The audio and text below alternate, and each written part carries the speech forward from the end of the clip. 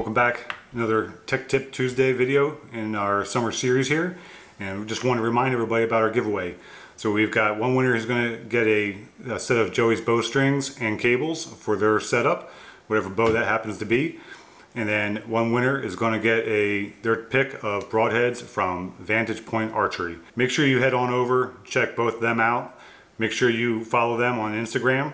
All that stuff is in the description. And then make sure you like and comment on every single one of these videos in this series.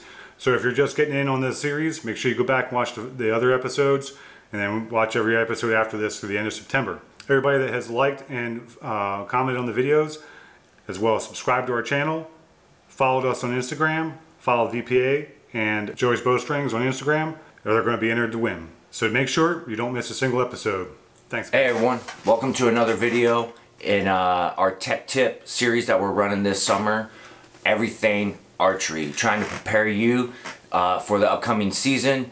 And whether you're brand new getting into archery or you've been shooting for a while, hopefully you'll be able to pick something up with our week-to-week series all the way up until the fall. And that way you can be accurate, be confident in your stuff, and then that will help you be successful. So on today's video, we're going to talk about releases. What type of release you should choose, why, and different tips and tactics on how to use that release and the benefits of each release type. So I have two wrist strap releases right here that I've been shooting. Alright, I shot this one for probably 10 plus years.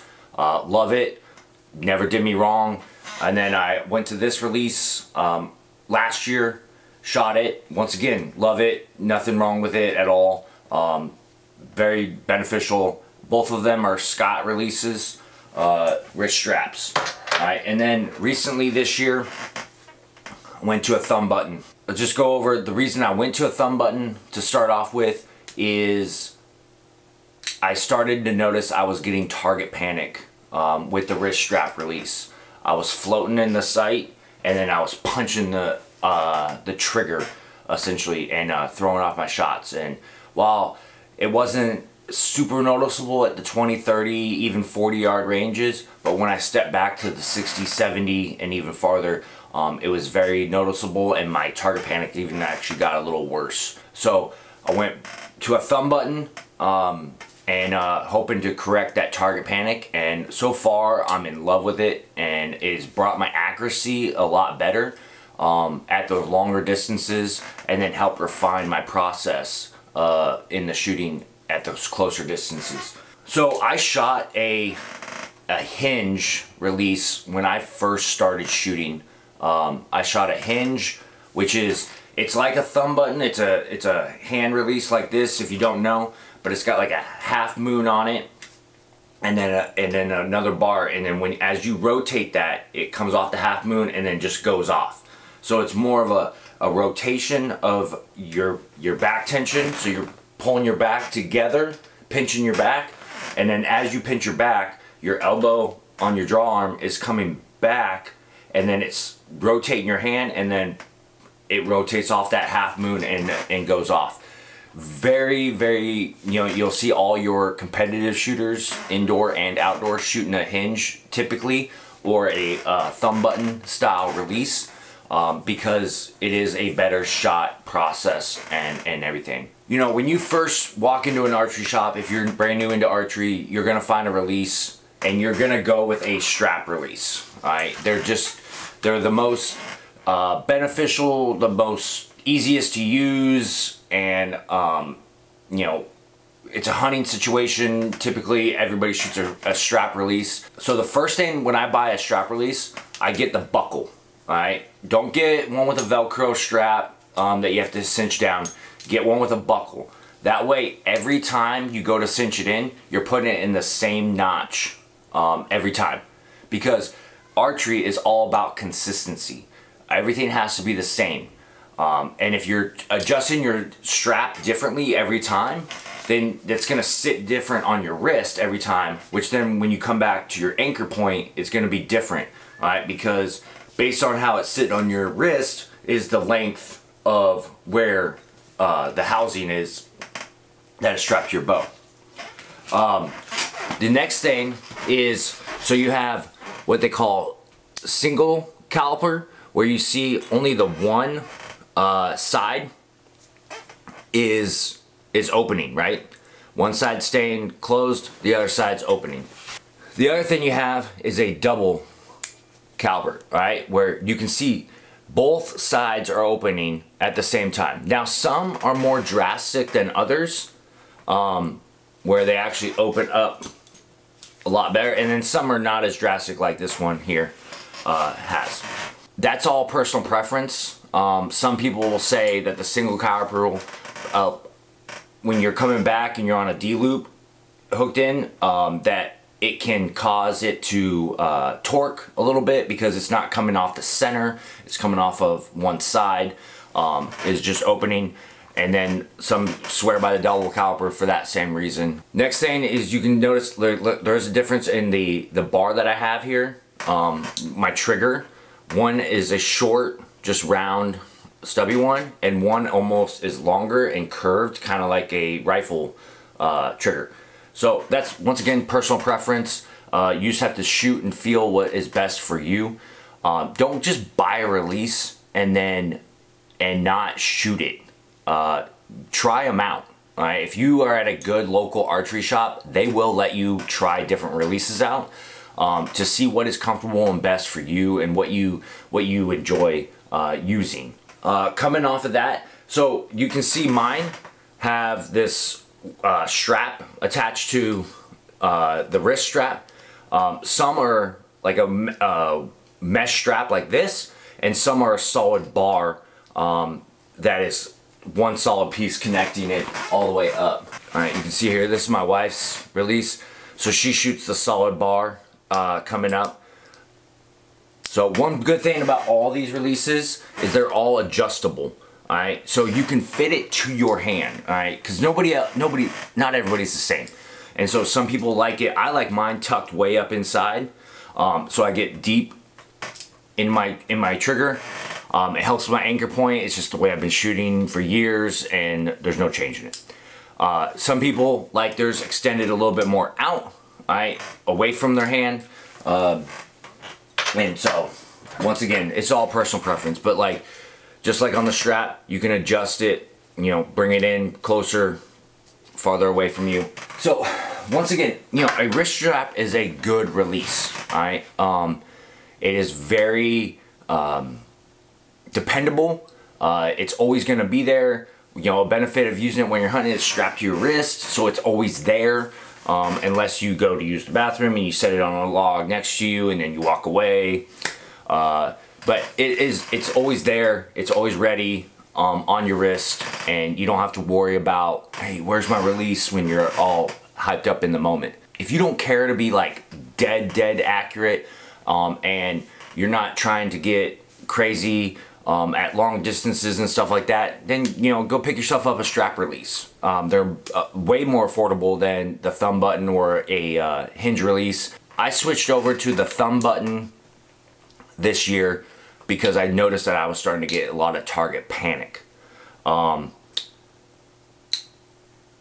this helps me really focus in on just aiming, and then slowly just aim, and use that back tension, squeeze my back together, bringing my elbow back, and then slowly, if I need to, rotating my hand just ever so slightly so that it goes off. So when I was in high school, you know, way back in the day, I shot a hinge or a thumb button, but I typically only shot that for when I was shooting competitively, or during the off season.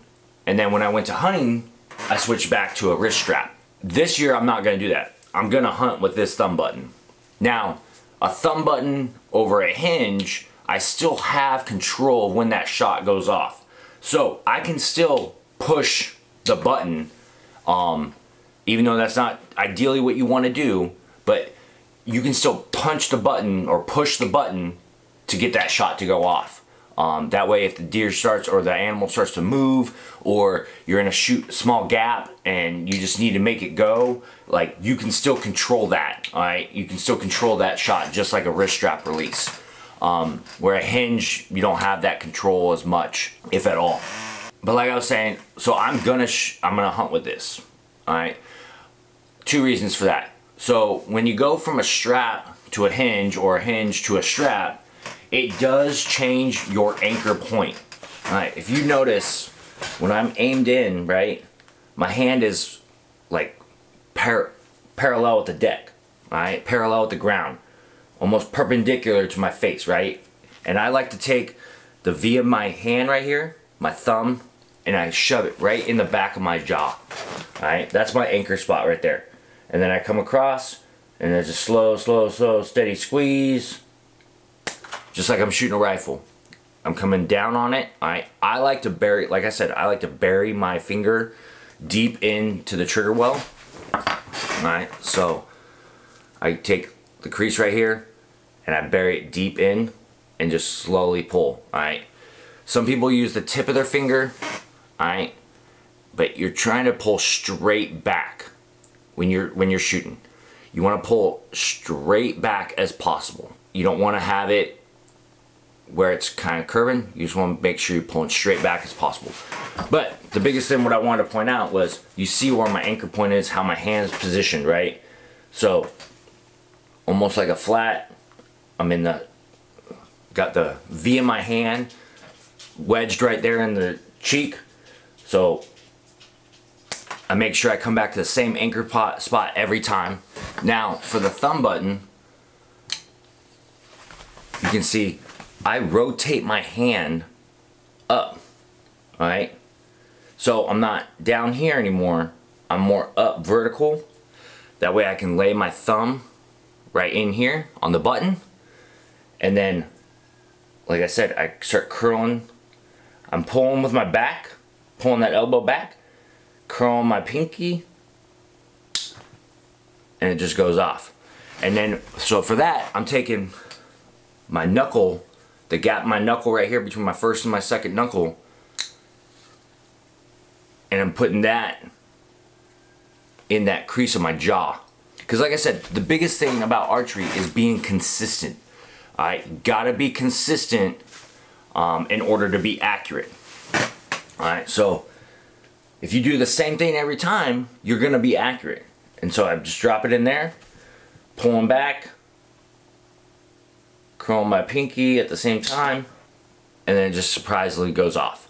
Alright, and what I'm doing is I'm just aim while I'm doing that. Looking at my fiber optic pin, alright, and I'm just aim. Alright, sometimes it goes off quicker, sometimes it goes off a little slower, depending on the situation, alright? And then I can always just back off the thumb, let down if I need to, or continue with my shot process and start it over again. You saw what I was doing. So I made one of these. They sell them, you know, it's a I don't even know what they really call them, but all I did was take a little piece of 1x4, drill a hole through it, put some cordage in it, made it to like roughly my draw length. And then what I do is I can take this to my office with me, alright, and I'm practicing my shot process when it comes to my release. Alright, I'm just, you know, in between meetings, in between phone calls, you know, I'll pull this out, I'll run through my process of practicing, you know, 3, 4, 5, half a dozen times. And what I'm making sure I'm doing is I'm coming back to the anchor every time. I'm concentrating on my release. I'm making sure I'm indexing my thumb at the right spot every time. So I'm shooting a spot hog, whippersnapper, thumb button release. It's a 3-finger. All right. They make a 2-finger. They make a 4-finger. I really enjoy this 3-finger. All right. But what it comes with is what you have here is called the barrel. Okay. So there's different size barrels. So it comes with this barrel that is just straight round and it's got grooves etched into it. A couple different things, right? So this is an off-centered drill, right? So when you're putting it in on the tab, you can adjust the barrel position based on the comfort of you. So you draw, you come back, all right, and you get it to where it's comfortable for you so you can be consistent. Repetitiveness of what I'm saying, right? And then you have a center drill where it's just in the center and you can adjust that position closer to the release or farther away from the release for your thumb. But you can see it's just straight round. What I did was I went and picked up an Ultra View barrel. If you notice this barrel, it's grooved, all right, and then they're grooved and they're helical, so they're spun, all right, they're not just straight grooves. And what I did was I adjusted it to where that groove sits right in that crease of my thumb, and so every time I know to come right there, right there, right there, and I have that line to make sure that I can feel it. So I can do the same thing with my barrel, my old barrel that's just straight round, but I wouldn't have a reference point of what that felt like. I would have had to sit there, and a tip that I picked up from John Dudley over the weekend was to sit there with my helper, right, and just index. So not necessarily pull it off, but just come back, come up, come back, come up, come back, come up. So that way I get that muscle memory of exactly where my thumb needs to be every time.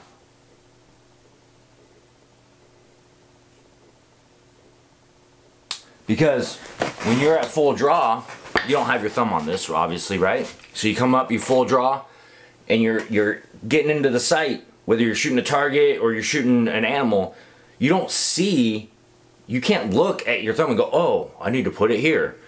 All right. No, you're not going to do that. You're just going to naturally place it in there. So you need to have reference points, muscle memory of exactly where that thumb needs to be put and be placed. Once again, really excited that I went with the thumb button. Like I said, I'm going to try hunting with it. I am a little nervous that I'm gonna lose it. A huge benefit is I'm up in the stand, I got my bow hanging there, I put the arrow on, I click this in there, and then it's just there. Now I see a deer walking up, I'm like, oh shit, there it is. And I can't move, I don't want to move a lot, right? So I can slowly pick my bow up, and my release is already on there. Now I'm not trying to finagle my wrist strap, trying to clip it in there and hook it in and then sitting there like that. I can lay it like this. I just walk up into it, and now I'm ready. All right, and then my release is always there. Like I said, I am a little nervous about losing it or forgetting it, setting it down somewhere.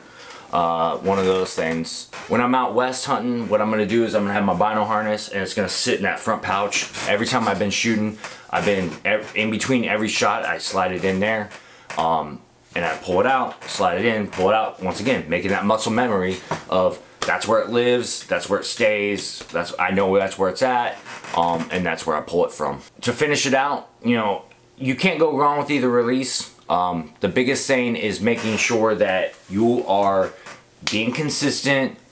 You're not punching that trigger. It's a slow, steady squeeze. Aim, aim, aim, aim. You know, even with the wrist strap, you know, you're pulling back with your back, pulling that elbow back, and then your hand slowly just tightens naturally, and then poof, goes off. All right. One thing I can say is, when I was shooting a hinge back in the day and shooting this thumb button, it actually made me a better rifle shot too, because it made me focus on the process of aiming, not worrying about the trigger, and just a slow, steady squeeze. And it made me a better rifle shot overall as well. If you've been shooting a strap for years, you know, give the thumb button a try. So, I mean, more and more people are going to the thumb button because it will increase your accuracy.